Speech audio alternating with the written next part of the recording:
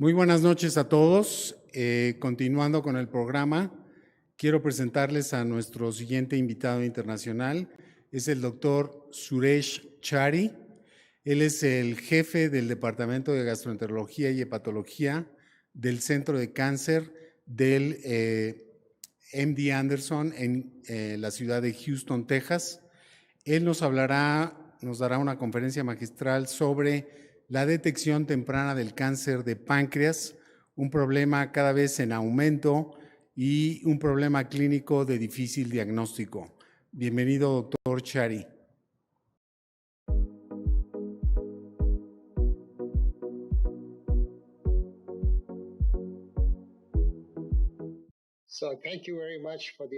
Muchas gracias por esta oportunidad de hacer esta presentación.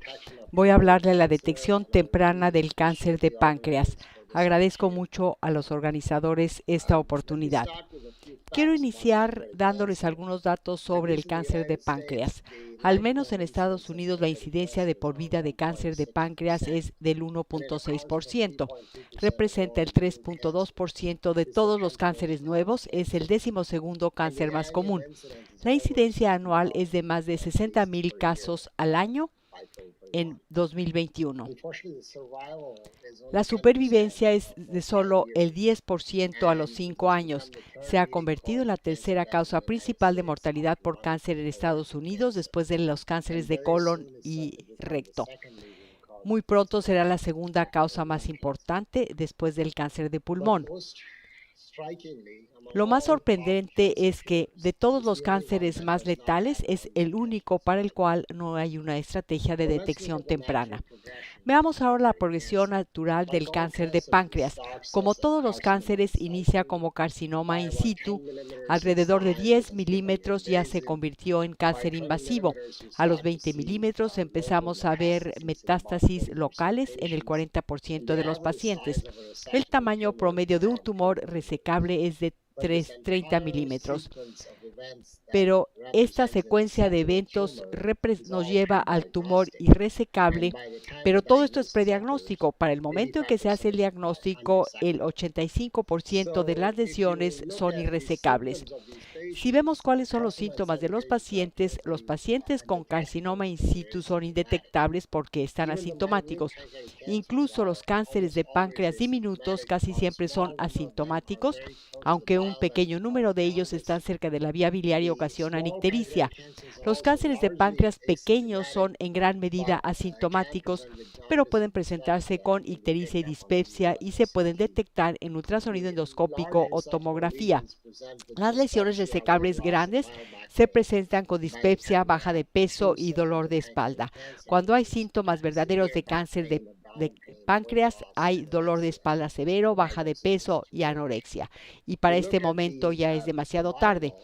Cuando vemos la supervivencia, vemos que todos los cánceres de páncreas resecables tienen una supervivencia del 10 al 20%. Los cánceres pequeños de menos de 20 milímetros tienen una supervivencia a 5 años entre el 20 y el 40%, el doble de los previos. Y los curables, que son los cánceres muy pequeños de menos de 10 milímetros, tienen una supervivencia a 5 años del 85%. El objetivo es detectarlos cuando tienen el menor tamaño posible. Pero ¿cuáles son los problemas para la detección temprana del cáncer de páncreas? Lo más sorprendente es que no es una enfermedad común, a pesar de su letalidad, pero no es muy común. La incidencia en Estados Unidos en personas de más de 50 años es de 38 por cada 100,000.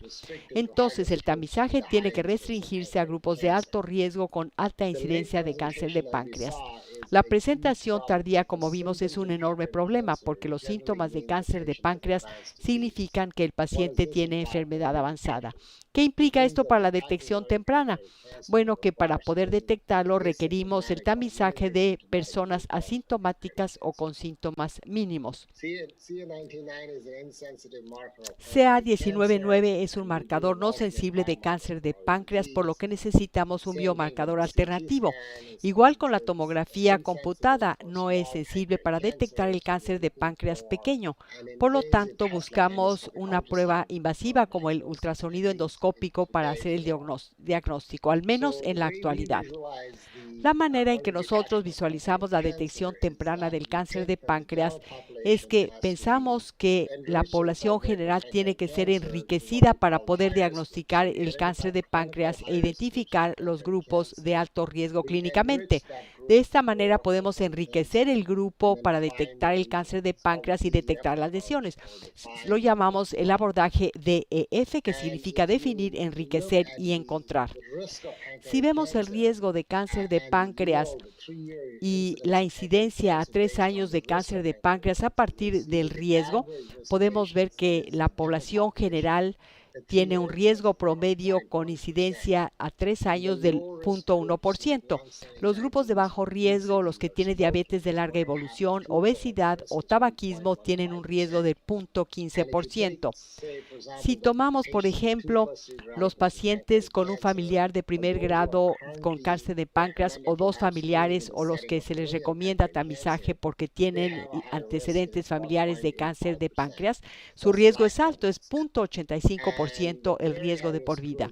Los grupos de muy alto riesgo tienen un riesgo del 4%. Pensamos entonces que si utilizamos un indicador clínico o un biomarcador, podemos de esta manera enriquecer a la población y con esta estrategia de biomarcadores podríamos tener un segundo biomarcador que pudiera enriquecer aún más la población y podríamos utilizar tomografía computada, resonancia magnética o PET o algún otro método para detectar a estos pacientes y ultrasonido endoscópico para la biopsia. Desafortunadamente no tenemos estos biomarcadores que nos permitan enriquecer a la población para encontrar los grupos de alto riesgo. Hemos utilizado el diagnóstico reciente de diabetes y el puntaje NPAC, del que les hablaré más adelante, para poder enriquecer a la población y después hacer tomografía y resonancia magnética para fines de imagen y el ultrasonido endoscópico para fines de la biopsia.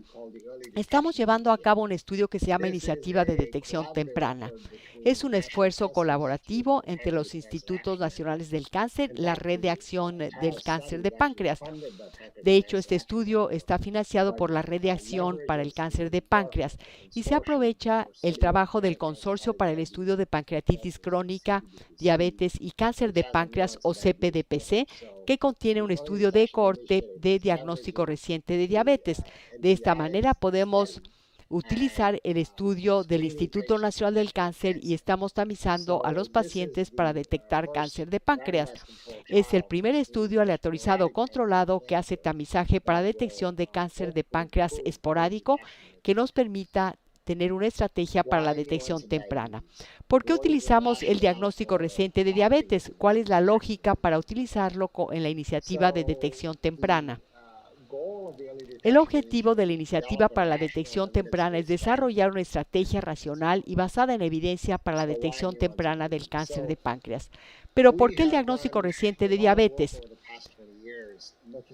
Hemos trabajado en los últimos 20 años estudiando la relación entre el cáncer de páncreas y el diagnóstico de diabetes.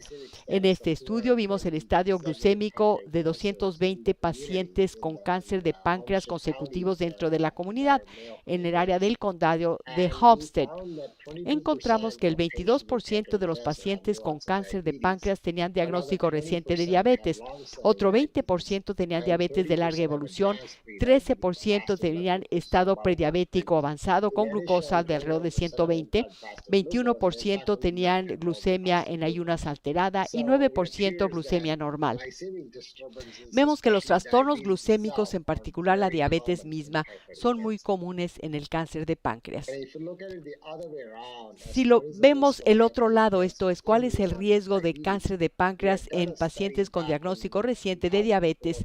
En 2004-2005 hicimos un estudio que se publicó en 2005 y mostró que los pacientes con diagnóstico reciente de diabetes tenían un riesgo de 6 a 8 veces mayor de tener cáncer de páncreas en comparación con los sujetos controles.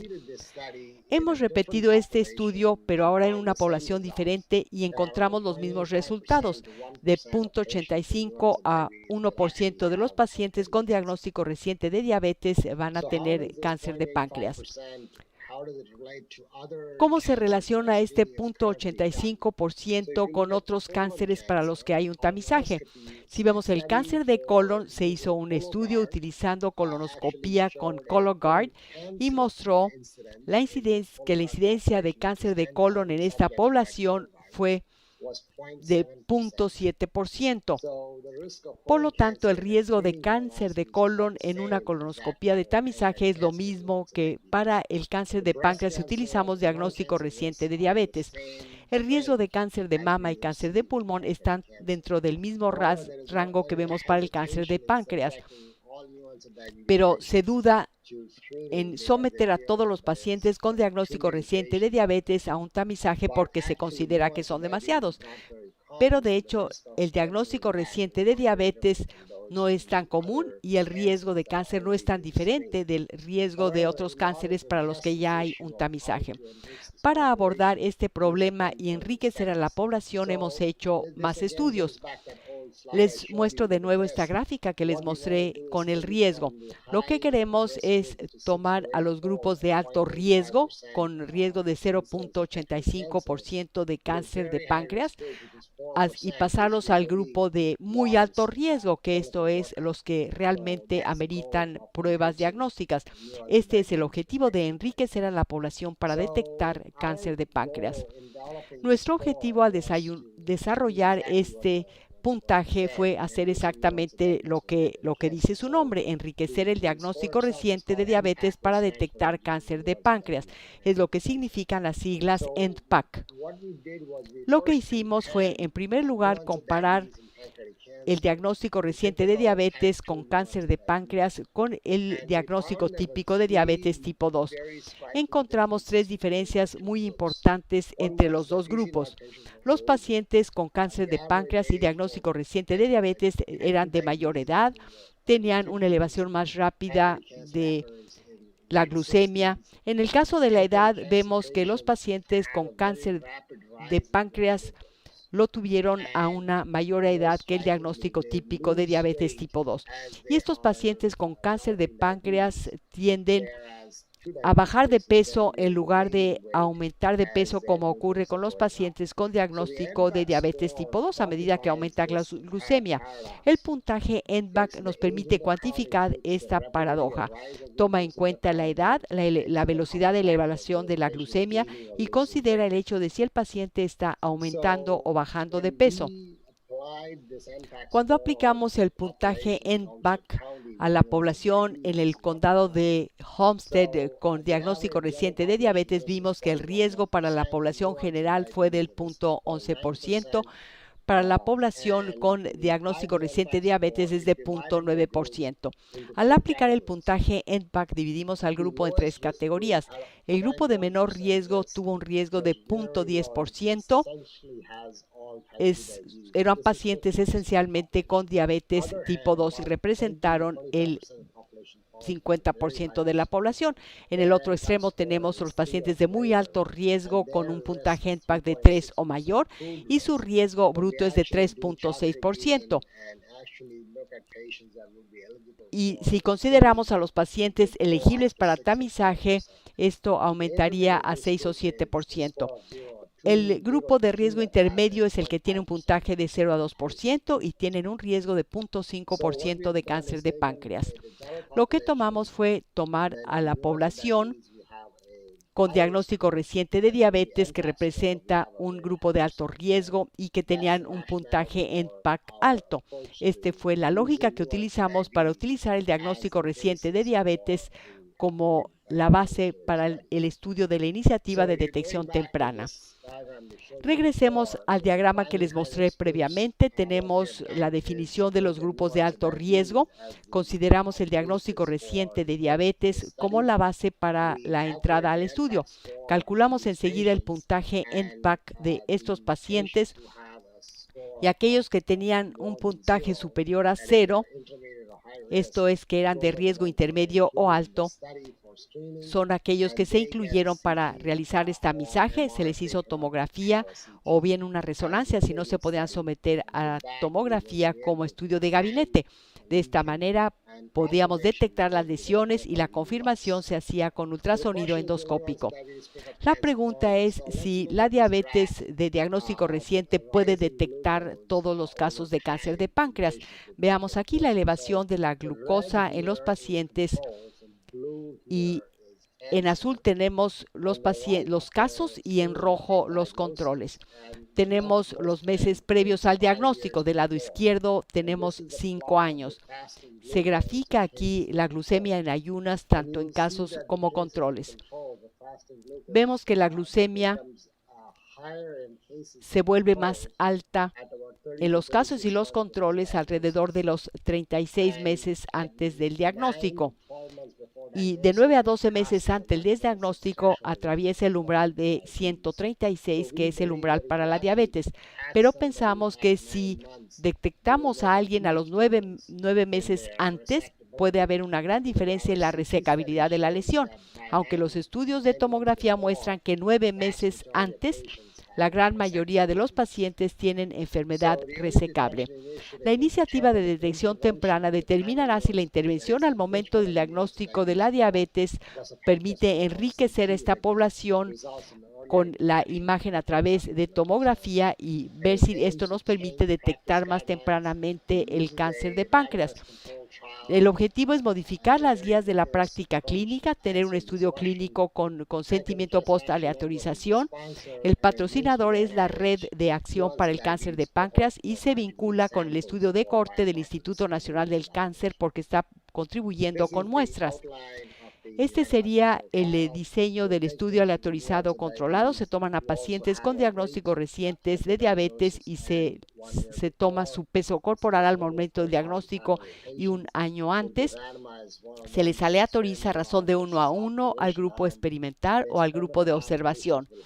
Los pacientes del grupo experimental se les calcula el puntaje NPAC. Los que tienen más de 0 pasan a estudios de gabinete y a muestras de sangre seriadas.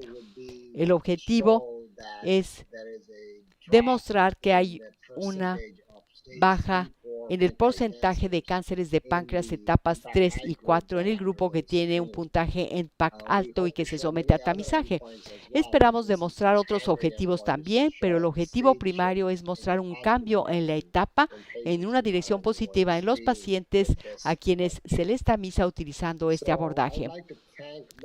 Quisiera agradecer a todas las personas que han contribuido a todo esto, al Consorcio para el Estudio de Pancreatitis Crónica, Diabetes y Cáncer de Páncreas, que han patrocinado el estudio, la Red de Acción para el Cáncer de Páncreas que está patrocinando el estudio de iniciativa de detección temprana, y a un gran grupo de clínicos, gastroenterólogos, endocrinólogos, epidemiólogos y estadísticos. Gracias por unir sus esfuerzos para tratar de darnos un protocolo racional basado en evidencia para la detección temprana del cáncer de páncreas esporádico. Muchas gracias.